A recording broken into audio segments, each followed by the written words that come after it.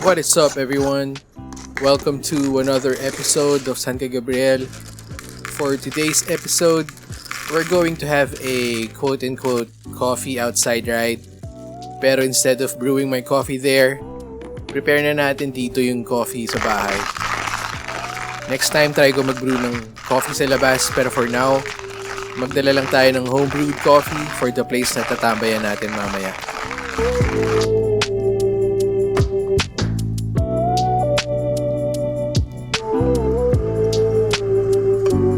Yung tinatawag nilang coffee outside na ride is usually a ride to a spot na magbubrew ng coffee dun sa place. But since I'm riding solo, I'm going to bend the rules a bit. Kaya dito na tayo magbubrew ng kape sa bahay at lagay ko na lang sa insulated container para mainit-init pa pagdating natin dun.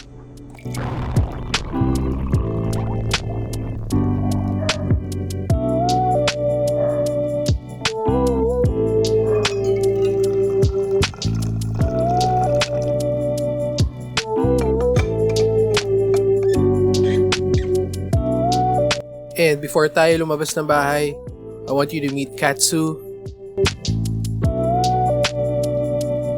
Kohi,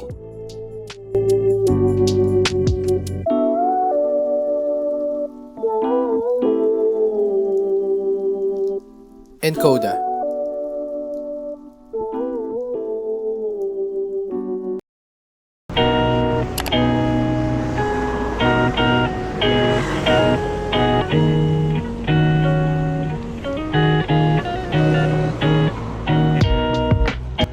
It's the last day of 2025 and I want to have a year-end ride to reflect on all the things that happened to me during the year. It's a way for me to clear my mind for next year and to be grateful of all the things na nangyari sa akin sa taong ito. Positive man or negative yung nangyari, it's a reminder na I'm still here and it's a gift on its own. It's a blessing to experience everything in life.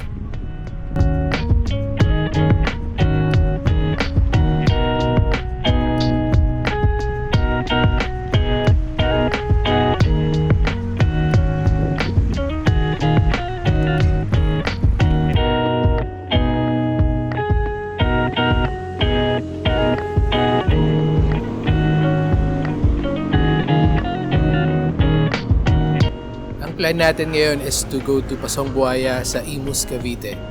Sa tapat lang yun ng Vermosa and madalas ako nagbabike doon if I want to relax and be kind of away sa magulong kalye ng syudad.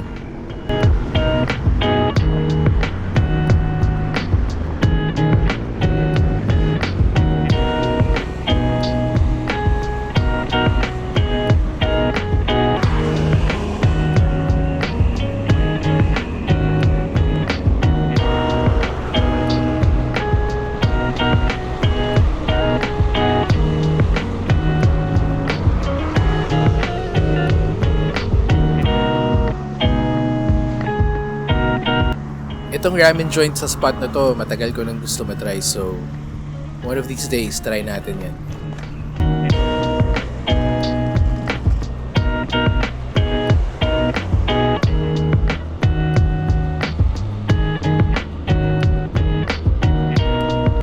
Yung pupuntahan natin is around 20 kilometers away sa bahay.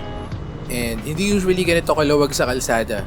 But since it's a holiday, wala masyadong sasakyan at napakasarap talagang magbike tuwing holidays.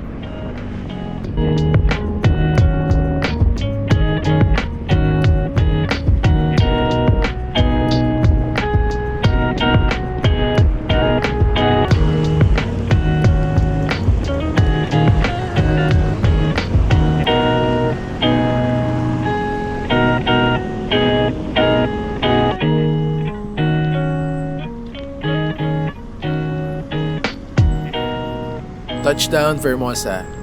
And doon tayo dadaan sa tinuro ko na kalye doon.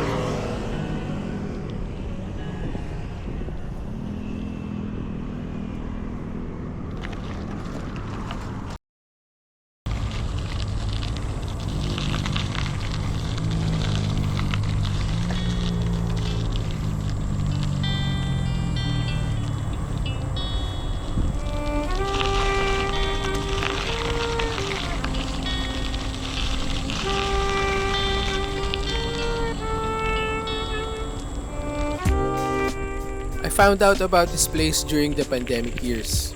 Nakamask pa kami dito pag pumupunta kami. And ang gamit ko pang bike nun is a Japanese bike na nabili ko sa Facebook Marketplace. Ang nipis ng gulong nun pero since sobrang gusto ko pumunta dito, kahit hindi sementado yung daan, dinadaan ako pa din. Nung first few times na pumupunta ako dito, natatakot pa ako sa mga aso na nakaharang sa daan. Pero nung madalas ko nang pinupuntahan, nalaman ko na these dogs are friendly. Mga tropa natin yan. Yung mga dogs pa sa subdivisions ang madalas na humahabol sa akin.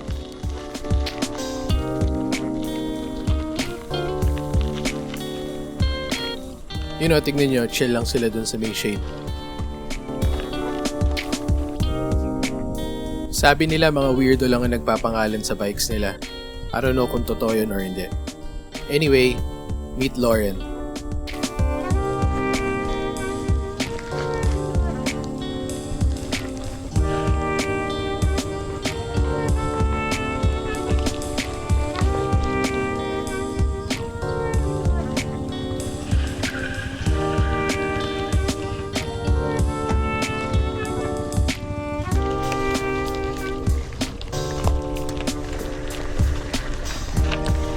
There's something about sa tunog ng bato at lupa pag nadadaanan ng gulong. Para siyang ASMR therapy for me. Kaya if I want to relax, pupunta talaga ako dito.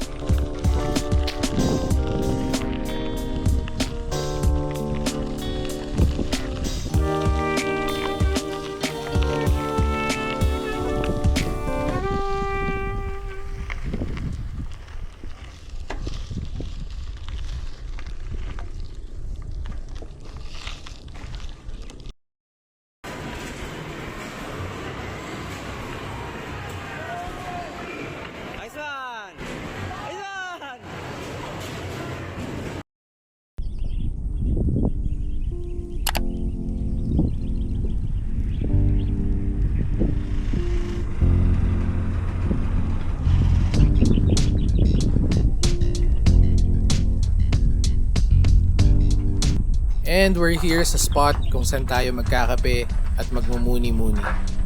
I'm going to reflect on things that happened and give you some of my favorite moments sa episodes that I had this year. One of my favorite moments is uploading episode 1. It's my first video uploaded sa channel na to, so it means a lot to me. This made me have the courage to share to the public some snippets of my life na may kasama pang voiceover na nagkukwento. Hindi kasi ako madaldal in real life, so doing this was a challenge na I felt I have conquered. And after this episode, tuloy-tuloy na ang pag-upload ko ng videos.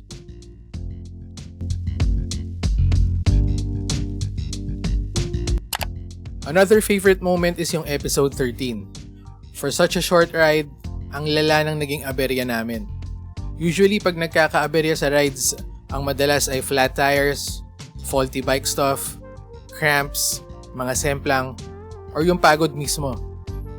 Dito, ang naging aberya namin is baka liparin kami kasama yung mga tents or matamaan ng kung anong bagay nila pa rin dahil sa lakas ng hangin. I'm so glad that walang nasaktan sa venue and everyone had a story to tell.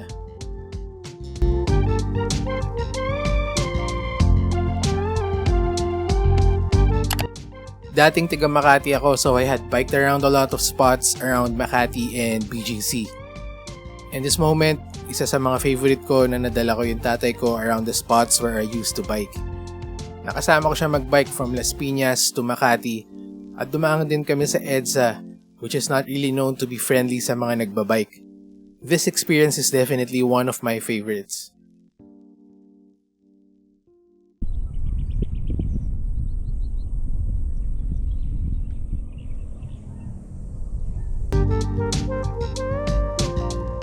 Hindi ganon kadami ang nanonood ng videos ko, and that is fine.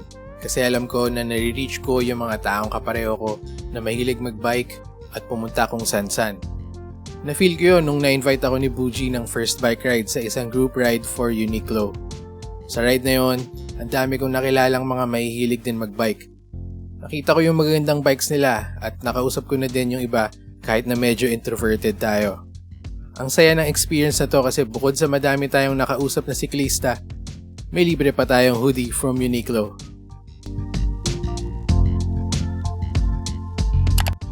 And isa sa talagang magandang moment for me is yung ride ko with Gio, Keith, and si Papa J. Pumunta kami sa New Valley at hindi naman kami madalas mag long ride pero para sa amin malayo na yon. So madami kaming napuntahan na bago at nagbike din kami sa ulan pagdating sa New Valley. Nakadiscover din kami ng masarap na fried chicken spot doon na napakaganda ng jingle.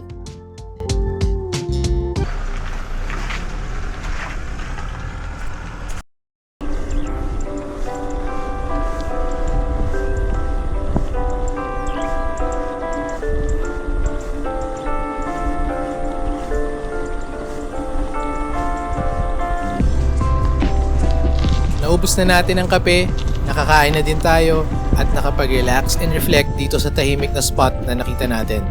And now, ikot muna tayo around to clear our minds and feel the dirt road on our bikes. Hindi kailangan na mabilis, I just need to feel the nature around me.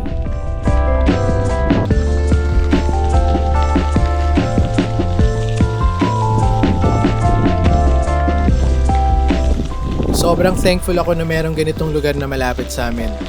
Almost 20 kilometers away lang at madali lang puntahan. So if I want to clear my mind and chill, matik pinupuntahan ko to.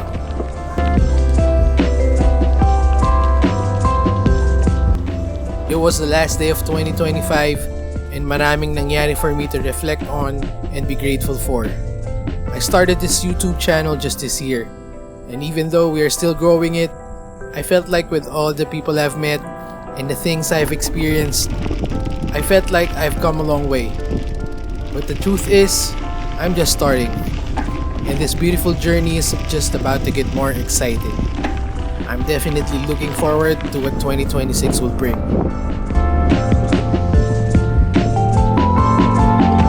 To everyone who supported this channel since the beginning, maraming salamat sa inyo. And I promise to create more videos this 2026. I hope you stay with me because this ride is about to be more exciting.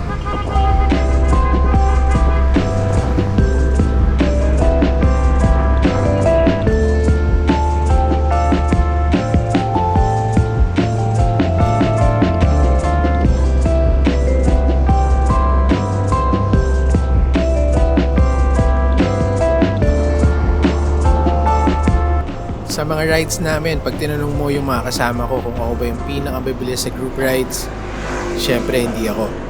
Pero, pag tinanong mo kung ako ba yung pinakamalakas sa mga ahon, syempre hindi rin.